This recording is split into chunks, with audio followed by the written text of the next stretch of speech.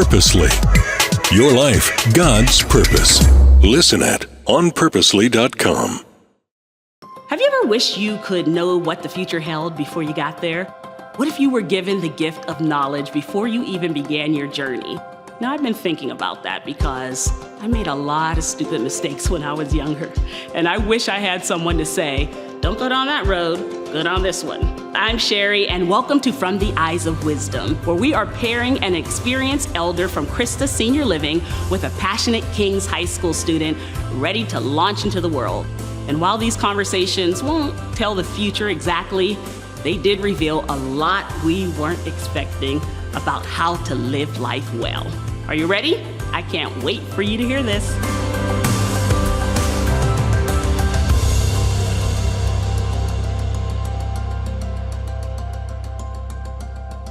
Back again with another episode. So excited to have Judie here and Sam. Hello. Hello. And we are going to talk about storytelling and about the exciting life that you have led, Judie, and all the stories that you have from that and how you tell those stories and how you determine whether a story, because so much happens. How do you determine whether a story is, for lack of better terminology, worth telling, or was that just something I went through? I don't need to tell everybody that. Or you look at something and say, hey, this is a good story and I think people would benefit from it. Like, how do you determine that? We're going to talk about that. Let's talk with Sam first, though. Sam, tell me, you're a senior? I am. Picked a college yet? No, but close. Okay. Close. What are we looking at? We're looking at University of Washington primarily. Okay. Recently got deferred from USC. Okay. And UW is the other one that I would like to go to. Okay. So what are you looking to study? I'm looking to major in psychology, but I don't know that I'm going to necessarily graduate in that. Okay. It's kind of a jumping off point for me. Okay. What about storytelling? What is your passion there? Well, I would say my brother, when I was younger, really got into movies and directing. Mm-hmm. And as brothers do, you kind of copy them. Yeah. So I kind of watched his passion and grew a similar one. Okay. And I got really into movies, and later I got more into some books, classics and stuff like that. Yeah. And then I realized, like, there's just something I like about movies and books and maybe random Wikipedia articles, history, where it all kind of tells us people's stories. And I just like to see that. Okay. Judie! Yes. I read some of your transcript from your pre-interview. My goodness, the life. You did? The moving and all of that. I can't wait to talk about it. Oh. So you're from Michigan. I am from Michigan. What part? I am from Pontiac. Pontiac, Michigan. Okay. Where they make Pontiac automobiles. Okay, yeah. Yes. All right, so it seems like the entry to your adventure, so to speak, is the meeting and marrying of your husband. Exactly. Right. So that's what this was not the life you were going to lead on your own necessarily. Absolutely not. Okay. Tell me how you met and how you decided, okay, this is my husband. Well, I dated a lot of boys in high school. Well, all right, Judie. Okay. And I dated quite a bit in college, okay. too. And I didn't meet my love, Gary. Mm-hmm. In fact, I had seen him on campus, but nobody knew who he was. Okay. And I kept inquiring. Attractive guy, I guess? Very attractive. Okay. Yeah. Okay. But I went to fraternity parties, didn't see him there. In the student union, didn't see him there. Mm-hmm. And all of a sudden, one day,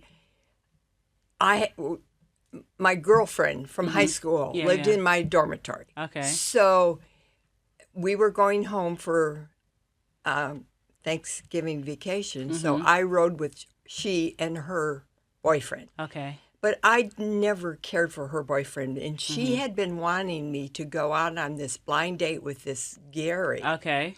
So we get in the car to go home. And there sat Gary. I didn't like her boyfriend. Yeah.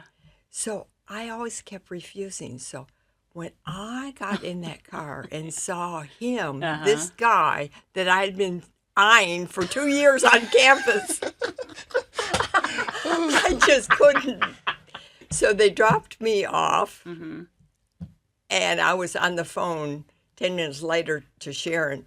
Listen, I want to go out with this guy. Trying to get the digits. Okay, Yeah. I got you. So anyway, guess the rest is history. Yeah. I mean, how long did you date before engaged?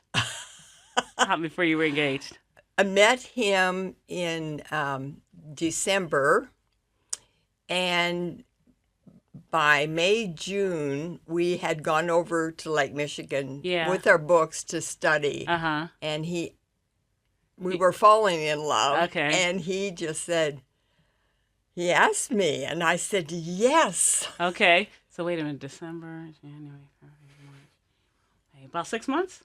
About 6 months. About 6 months, okay. And then, of course, graduation from college. And then back then, in 1961, you had to have your military obligation or be drafted. Oh, okay. The draft. Yeah. So he knew as an officer, I mean, he could go in for 3 months and become an officer. Because he went to college? Yes. Okay. As a college graduate. Right. So based on that, we were married in September. Okay.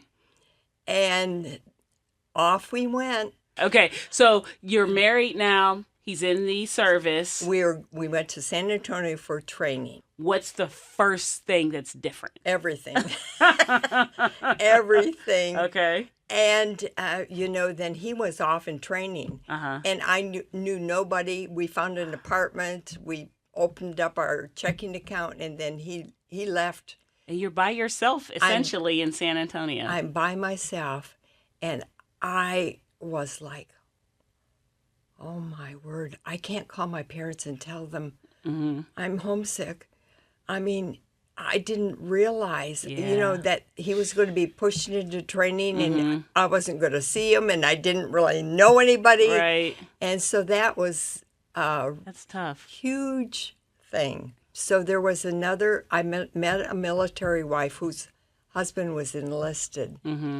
And she had a small child, and she just kind of took me in and said, honey, it's going to be okay. So I could see that as a God thing. Okay. That somebody came. How long were you in San Antonio? Well, for 3 months. 3 months, okay. Then he got his commission, and he was a second lieutenant in the Air Force. Okay. And then we went to Amarillo, Texas, which is right up in the middle part of the state. And then after that, our first assignment, Mobile, Alabama. Now let me ask you, Sam, have you moved anywhere? Are you born and raised here, or? I was born in Missouri and lived there till I was 7. Then I moved to Snoqualmie and then to Edmonds. Okay. But I've been to Mobile, Alabama. And I've taken history class. Okay. And in 1963 in Mobile, Alabama, there were some things going on, I can imagine. Exactly. And I thought I had moved to a different country. Can you give us a little bit of what you were experiencing? Oh, yeah. Black and white. Yeah. Segregation everywhere. They were not allowed to eat in the same restaurant. In the same restaurant, or even get gas and just drinking fountains. Everything was colored and white. It was an eye-opener in Mobile, Alabama. What do you think about that, Sam? Yeah. How do you, because it's very difficult to think about that in this current culture. So I'm wondering what your thoughts are on that. Well, I think about, even my parents. My dad's an immigrant from Korea, and my mom is born and raised in the U.S. her entire life. Grew up in a very white neighborhood and stuff like that, and her kind of getting exposure to other cultures was just a shock for her too, even, and that's to a much lesser extent because she wasn't around during the civil rights movement. Right. But I've kind of seen through her. It's kind of like when you're a kid versus when you grow up. When you're a kid, everybody's the same. It's all the same. And then you realize there are these horrible things happening, and there are people create this division, and it's really nauseating. I feel and it's hard to believe, and it was hard for my mom to believe. I know they got shooed away from an amusement park one time because they're an interracial couple in southern Missouri, and this was only 20 years ago. Yeah. So wow. Yeah, it's just stuff like that really takes you by surprise for somebody who's never had exposure to it. It would be shocking. Did you and your husband talk about it? Like, whoa, what is this? Oh, yeah. Yeah. It was beyond what we had ever experienced. I'm sure. It was just, well, I felt like I was in a foreign country. Yeah. Isn't that amazing? Wow. It was like, wow. And then our first child was born there. Okay. And we had become friends of a Mobilian woman Okay. who had black help Okay. Yeah. in her home. Yeah. And so when Lori was born, that was her first babysitter. I took her to Mrs. Sellers. Okay. And Mary, the maid, Okay. cared for my daughter. Okay. And it was the sweetest, that was the sweetest thing. But she was still, I mean, the black people were the servants. Yeah. So there was no equality there, or not. And servants is not even employee; it's servant. Like you're not. It's Yes, you serve. Yeah. Yeah. Okay. Did you feel like a sting every time you saw that sign? Every Yes. time you saw, you Yes. did every time for 3 years. Yes. It was always like, that's Yes, not. this is not right. This Wow. is not right. Okay. All right. So you were there 3 years, and then what? And then what? We had a chance. My husband made a 4-year commitment. But Okay. just before the 4 years were up, the Air Force dangled a little carrot and said, how would you like to go overseas? And we prayed about it for maybe one day and said, yeah. So the chance to go travel outside the country, live outside the country, early 20s. That's appealing, right? Yeah. Okay. So anyway. Where'd you go? Tripoli, Libya, North Africa. Not the ideal vacation, yeah, maybe not.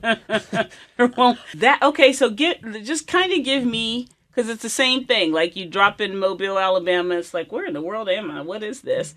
Same thing. You absolutely land in Tripoli. What are you seeing the first time? So I arrive in Tripoli, Libya, North Africa.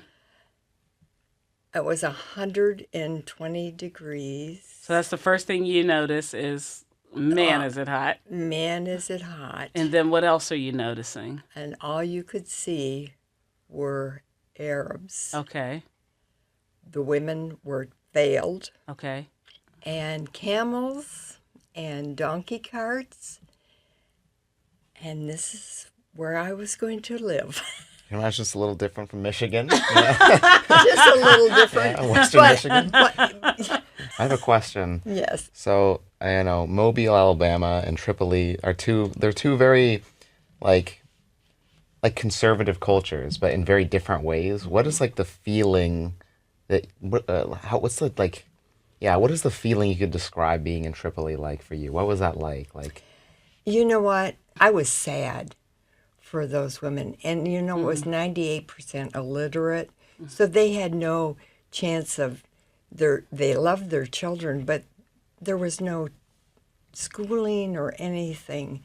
And they were worth less than the animals. The women. Yeah. And the garbage guy would come with his donkey cart and pick up our garbage and take it down to the end of the street. And the children would eat off our garbage. And I was very sad there to see the poverty. And so I used to pack nice things on the top or even clothing, like my husband's shoes or something. But I tell you, the minute the garbage man picked that up, if any other people were there, they were fighting over this stuff. Yeah. And I thought, here I am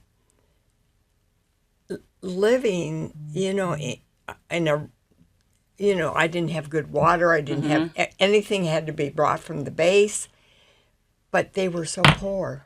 And that was a very sad thing for me. So you're there how long? I was there almost 3 years. It was a 3-year assignment. Okay. But the big thing, that's what I call my faith story. Okay.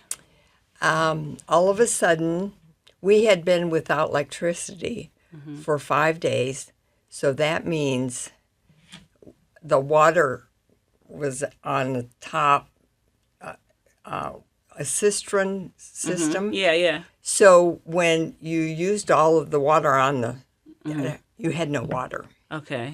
So we had been without electricity for 5 days. Then it comes back on again. All right. And everything goes back to... Okay. So, man, I get that washing machine going. I had to fill it, and then it would be automatically. Okay. So, hung everything on the line.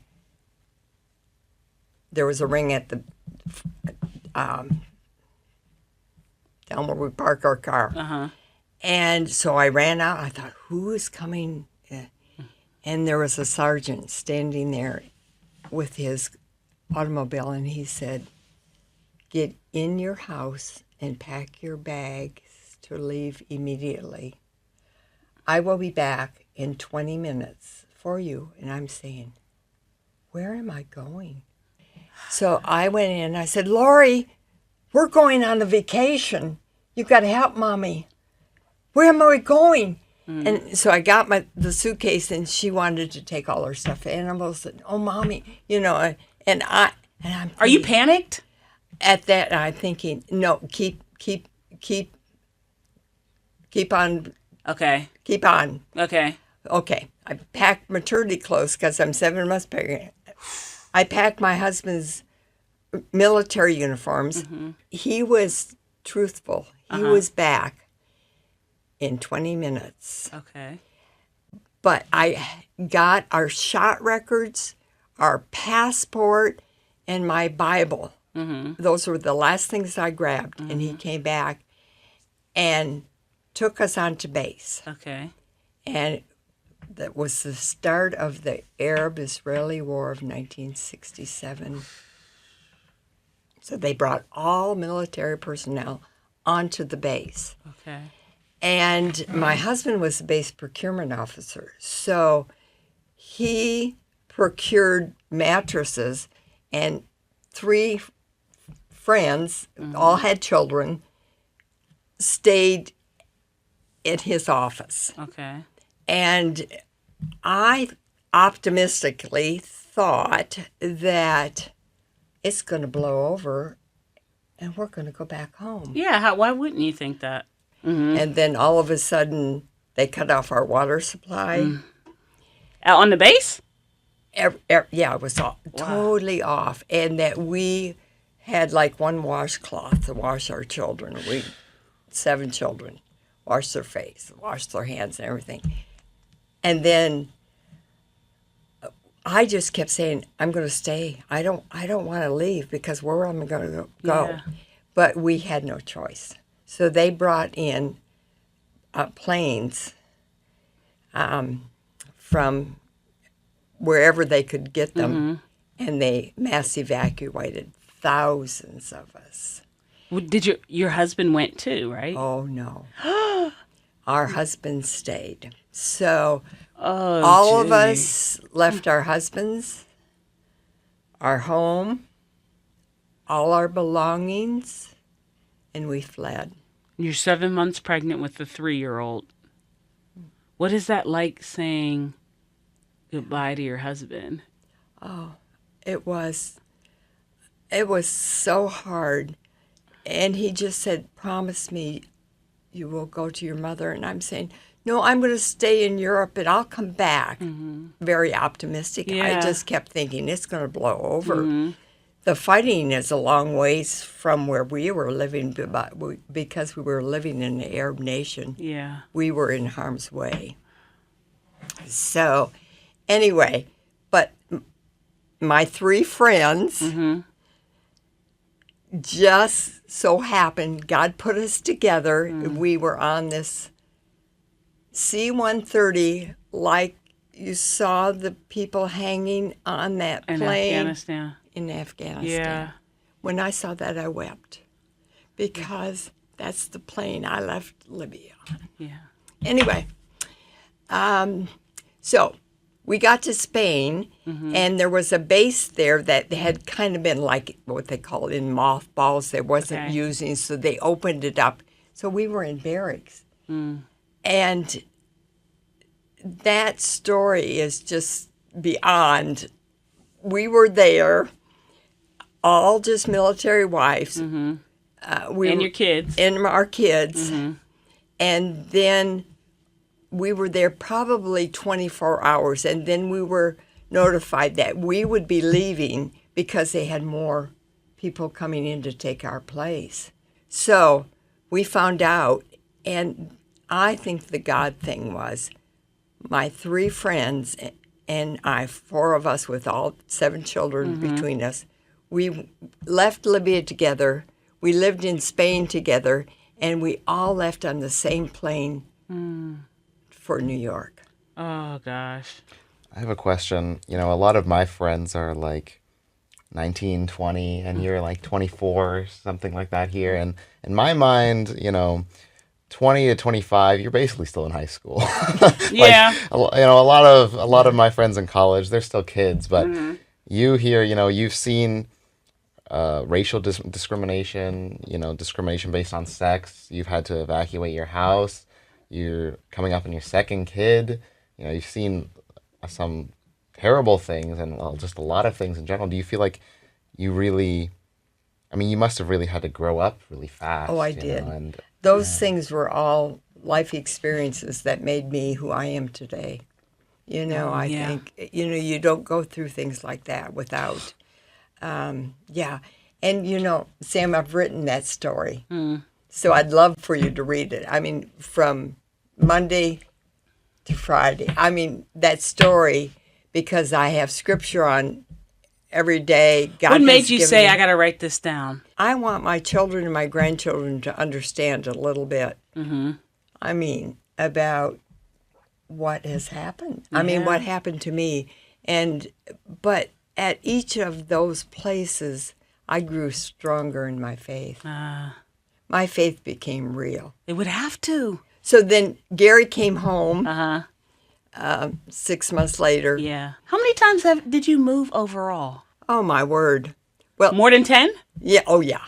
Yeah. So we lived in, I'll just name them and then. Okay. Yeah. Okay. From Southern California. Then we went to Ohio.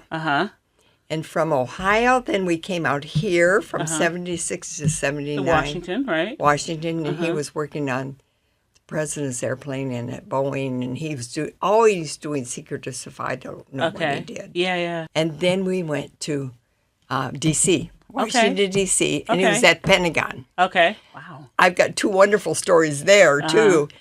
One, I helped address Christmas cards for Rosalind Carter. Okay. Wow. And I did it, but I didn't know I was going to be invited to the White House for tea with ropes down and everything. As a thank you. So that came my way. So I've told you all these hard things, but I've had some wonderful things with my husband's career. And then the inaugural of Reagan. Reagan. Okay. Yeah. Wow. Your what a night was. that. Okay, yes. Yeah. And we, because of that, you know, he was there and he was in the inaugural parade and he was everything. But then we were invited to the inaugural ball at the Kennedy Center. Wow. Whoa. And what we had to do is just mingle. Wow. Just be nice. So you're saying, look, that's why I keep using the phrase a life well lived with God, because again, like when we look at someone like David or Joseph or Daniel, there are these peaks and there are these valleys, but the consistency that I see there, that I hear in all of your stories, is God's faithfulness. Exactly. So he doesn't promise us that there's not going to be that valley. That's right. He doesn't promise us we're not going to have to gather all our things up in 20 minutes and head to the base and then leave the base and go to... He doesn't say that's not going to happen. What he says is, I'm with you. Did you feel that all the time? Like he's with me. Did you gradually learn to just feel his presence and just trust that he's there with you? Well, you know, because of those 2 experiences, Yeah. I grew up in my faith. Mm-hmm. Huge. And quick. And quick. Yeah. And so then when these things came along, more at the end of my husband's career, to me that was like, thank you, God. Like a hug. It's God's hugging you. It's just like, it was such a magical night. At the inaugural ball. At the inaugural I bet ball. it was. And when they played the President's song, dum, dum, ta dum, dum, ta dum, and they came as close as you are sitting to me. So thank you, Lord, for this wonderful, wonderful experience. So, what do you think, Sam? I mean, it seems like after all that you had gone through, it's like, you could use a little White House ball to kind of make up for it, God is good. God is good. All the time, He is good. Again, it is a life well lived with God. He does not promise that there aren't any obstacles. What He promises is His presence and His faithfulness. And when you get to a certain point, when you're at a place where you can see these things on your journey and you're beginning a journey, I think it's important for someone to say, He's faithful every time. Faithful. Now, you may be in Spain not knowing where you're going, but He's faithful every time. Because you're going to have to go through, maybe not that, but you're going to have to go through certain things where it's like, what is going on? And that's how your faith grows, right? How else would your faith grow? Exactly. How else would your faith grow? Well, you have to experience. You have to experience And stuff. the thing is, I experienced the really hard things to then experience these things that just came my way. Made it sweeter? God ordained it. Yeah. Yes. I love that. Now, Sam. It's so sweet. All right. Ready? Mm-hmm. First shot of Judie's movie. What's it? She's giving you so much. So you could start at the car with her and Gary in the back seat, right? I love film writing and script writing, so I'm going to get real geeky about this. You could start there, or you could start at the ball and then back up everything. We could start at the ball, or we could start at, somewhere along the journey, further along the journey. Okay. Talking the end of your husband's career. I'm thinking, you're looking back on this life well lived. You're, maybe some wise word. Okay. Some life lesson, and then we rewind all the way back to you rejecting somebody in 9th grade or something, something silly. You got to piece together. How do we get from this one to this one? I'm going to give you this card, and I'm going to give you this pen. Judie, what I'm going to ask you to do is, I've been asking everybody to do this. Sam needs one piece of advice. He's going to be in college. He's going to start dating. He's going to do all this stuff. He's going to start filmmaking. He's going to start psychology, all of that stuff. Life. He's going to start life, right? On his own. What is the one piece of advice you would give him that he could write on that card and have it all the time?